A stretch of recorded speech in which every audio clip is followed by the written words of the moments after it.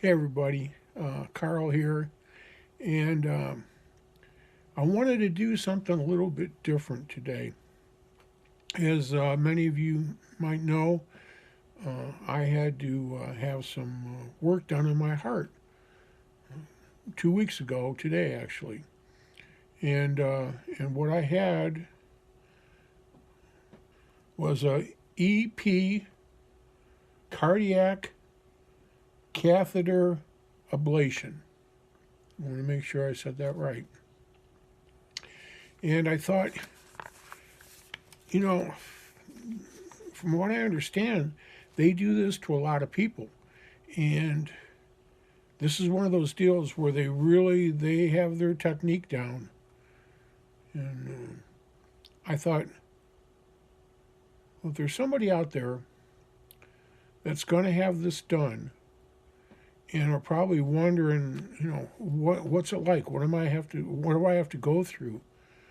I thought I'd just do like a quick explanation of what the whole procedure entails and how I came out of it.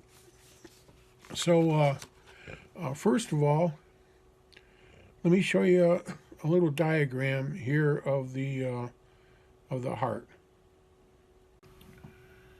Okay, this is a real simple sketch of our heart, and it's divided into right and left, and top and bottom, and the top areas, chambers, whatever you want to call them, are the atrium, and the bottom chambers are the ventricle. Now let's take one of the atriums off, and I'm going to explain a little bit more on what goes on in there.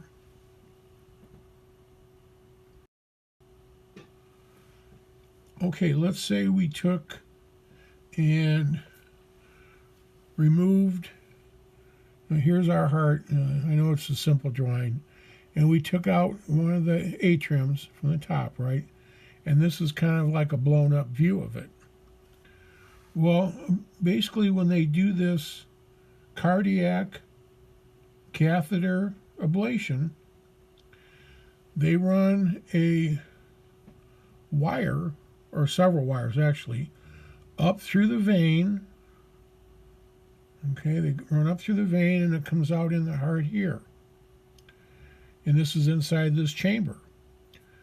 Now then what they do, and there's a whole lot to it, but basically what they do is they come in and they take and burn little teeny areas, and they use a radio frequency, so it's very, very precise. And they burn these little areas all around this vein that's coming into your heart. Okay, remember, a vein returns blood where an artery pushes it out. This is a return area. The reason they do this is, well, let me back up and explain a little bit why this even has to be done. Okay, I had what's called atrial flutter. And what happens with that is, when we were looking at the heart, we've seen it in the 4 sections. When you have flutter, or, well, there's 2. There's atrial flutter and fibrillation. Fibrillation is actually, it's a little bit more worse than having the flutter. The flutter, what happens is your heart, now the bottom is doing your bump thing, right? But the top, instead of like working along with it, it's just going boom, boom, boom, boom, boom, boom, boom, boom, boom. And it's not really in the correct rhythm with the rest of the heart. So what that does is that, I mean, blood still gets pushed through, but it's not that, push down to this one, then this one pushes out, then this one pushes in, and then, it works all together. And when you have the flutter, it's that up there. It's not working with the rest of the heart. And so, for one thing, you're not going to your blood. You're not going to get the oxygen because it's not going to be pushed through your body and through your lungs and everything the way it should be. It's not efficient.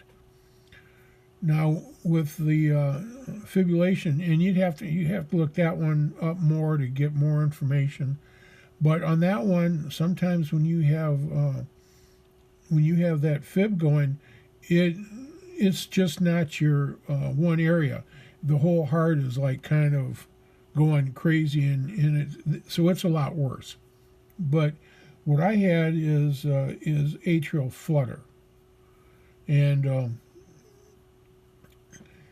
that flutter is caused by it's all, your heart, it runs on electricity just like the rest of your body, everything, your nerves and all that stuff. And the nerves that come up into this vein, sometimes they get a little out of whack and they start shooting out just current out in here, and it makes your heart just, boom, boom, boom. And it doesn't let it keep its regular rhythm. So when they come up in here and they burn all these little areas, what they're basically doing is they're cutting the circuit, and they're stopping the bad signals from going any further. They create what we would call an open circuit. It doesn't let it flow any further. So all those bad signals come and stop right here because all these little burn areas stop the flow. It stops their their circuits going any further. So that leaves the rest of your heart to send the regular signals to let this pump right. Now, this all sounds pretty crazy and stuff. Let me show you one more picture here. I'm going to explain a little bit more what's going on. Now, we were talking about them sending all these wires up and stuff. How do they do that? Well, right here is your vein that runs from both your legs into a main vein that goes up into your heart.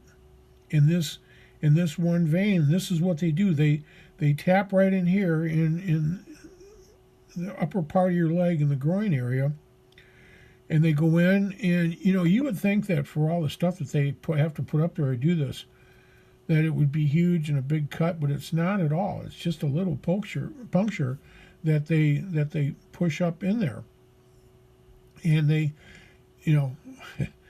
go up there and they go right into your heart, and they do all this work, and it's amazing. Now, I'll be honest with you. I was really anxious about this. I was, my nerves were on edge, to say the least. I had no idea how this was going to turn out. Was I going to be in a lot of pain? Would I not be able to move? Is there a chance of this opening up and me bleeding to death and all? I mean, like all that stuff runs through your mind. But I want to tell you something. They have this down so well that I was amazed. Now, first thing they have to do is they go in and they actually put a camera. They have you swallow a camera, but you're not awake when that happens. They give you anesthesia. They put you out. They put a camera down your throat, and they run it into right here, and they turn and have it pointed towards the heart, and that gives them a really good 3D picture of your heart and what's going on and everything. It's really amazing. They get a really good shot. They can tell what's happening, and that gives the doctors all that much more information on what's going on. I was nervous about that. I did not want, I'm thinking, how am I going to swallow this camera thing and all that? Well, like I said, they roll you in there. And the techs and the doctors, they're fantastic. They they're really good. They keep you calm. They let you know exactly what's going on. And like I said, they put you to sleep. And another thing, I thought, well, is my jaw going to hurt and all this and everything? And no, my throat was a little bit sore, and I mean hardly at all. Maybe the day after. That's it. So they put the camera down you. They take all their pictures. Then they take that out. They wheel you back, and then when they're ready to run you into to do the surgery thing, they take you in there, and the same thing. They're really good. They talk to you. They tell you everything that's going on. They give you the anesthesia. Out you go. Next thing, you wake up and you're in like the recovery area, and I had no pain down where they entered in my leg. I thought that was going to be sore and hurting. No, I was actually kind of shocked I thought there was going to be something. I had no pain down there whatsoever. I didn't have any pain anywhere except my back, which always hurts, but that had nothing to do with this. So this is basically what you go through. Now, when they were done, like I said, I went back to recovery. A good friend who had brought me up that day was still there, and they checked me out, and they said, "Hey, you look good." I went home the same evening that I had this done. That doesn't always happen. Sometimes they want to keep you, make sure, maybe the entry area might have been, maybe they weren't just quite sure of that spot. Maybe they had some complications or something that they just wanted to double check you. So you might have to spend another day. But for me, I went home that night. And, I have some problems. I have, I have a heart disease and stuff. So it's not like, you have to be in real good shape to go in and have this done and leave. That wasn't the case at all. So I just kind of wanted to show you some of this stuff in case, maybe you have to go in to have this done, or a loved one, family member, a good friend is going to have this done. And I want to let you know that now I went to the VA hospital up in Ann Arbor, Michigan, and people can talk about the VA and stuff, and that they've always been great with me. I think I'm alive and well today because of them, and I can honestly say that. So it went so much smoother than what I thought it would.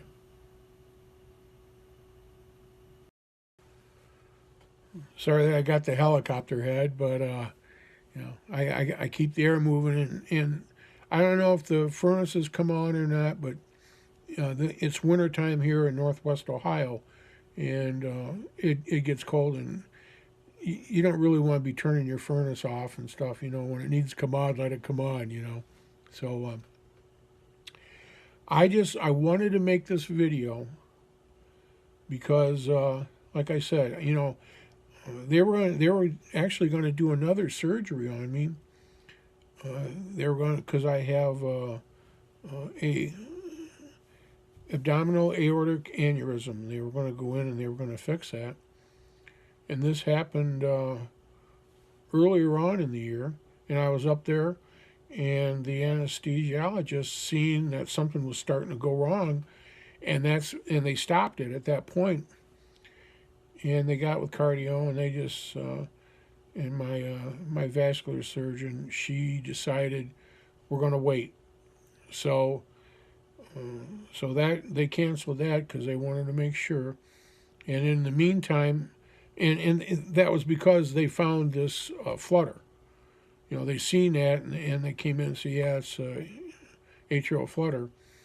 And they probably could have went ahead and did the surgery, but she just felt, let's wait a while. Let's give it a little rest, and let's see what happens. So, it's kind of a good thing. that they, in the meantime, they got me scheduled, they got me in, and took care of the Flutter deal. So I mean, the less you have going wrong with you when you go in for anything, the better it is. So I'll be going in. I'm going to go talk to them in a couple months, and we're going to go from there. We're going to take some new shots on me, and take some pictures and take a look see and take some measurements on this thing, and decide then, are we going to we're going to go and we're going to put this sleeve thing in there, or are we going to wait a while longer? So that's that. But having this procedure done here, what I just had done, it's 2 weeks to the day, and I feel great. My breathing is better than what it's been in a long time. I have COPD, and that doesn't help things. But when you have your heart, when it's not working good, and so you're not getting oxygen that way, and then on top of that you have a disease in your lungs. It can really make things tough. And since I've had this now, just in 2 weeks, I see a big difference. My durability and endurance is a lot better than what it was just before then. I mean, my breathing will never be perfect again because of stupid me for years smoked cigarettes, and I did damage to myself. So I'm not going to give you a spiel on that. Hopefully you know enough now to either not start, or if you are, quit. But that's your deal. I just want to let you know that this procedure was not that bad. I come home, I thought my leg was going to be all swollen. No. The only thing is there's a couple things you have to do. They don't want you to lift anything. I mean, other than like a couple pounds maximum. I'm talking 1 or 2 pounds for the first couple days. And then they kick it up a little bit more. Now with me and with my aneurysm, I can't lift more than 20 pounds anyway. I shouldn't even be close to that. But by the 5th day, you're pretty much back to where you was before. You can, if you could do stuff before, then you can usually do it after 5 days. So, if you think, oh, it's going to be a real long recovery and all that, no, it's actually not long at all. And I had no problem sleeping. I had, like I said, no pain. It really didn't hurt at all. And, I'm like crazy surprised that for what they did and all that. You'd never know. So I just wanted to if there's any of you out there that if you thought, man, I'm kind of afraid to have this done. It's really scary, and it is really scary thinking about it. The waiting is the hardest part, and yeah, that's true. But I'm here to try to tell you that it's not that bad. You're going to imagine all sorts of things, and it's not going to be bad at all. And so this is something that if they tell you should get it done, I would definitely go for it and get it done. You're not going to be in a lot of pain. You're not going to be, in bed for weeks. None of that. You're going to go in there and you're going to feel a whole lot better when you come out. Same day, same night. So I just wanted to bring this to you. There's a whole lot more I probably could have added to this, but I just wanted to let people know what this is all about. And it's not that it's a big deal, but it doesn't feel like a big deal. So, okay, like I said, this was something a little bit different. I'd rather just bring electronics and maybe some music stuff and that to this, to the channel. But sometimes you just, you want to share things, and this is something I thought I really wanted to share. So if you're thinking about it, go for it. You'll be fine. Until the next time, everybody. Thanks so much for watching, and I'll see you in the next video. Goodbye now.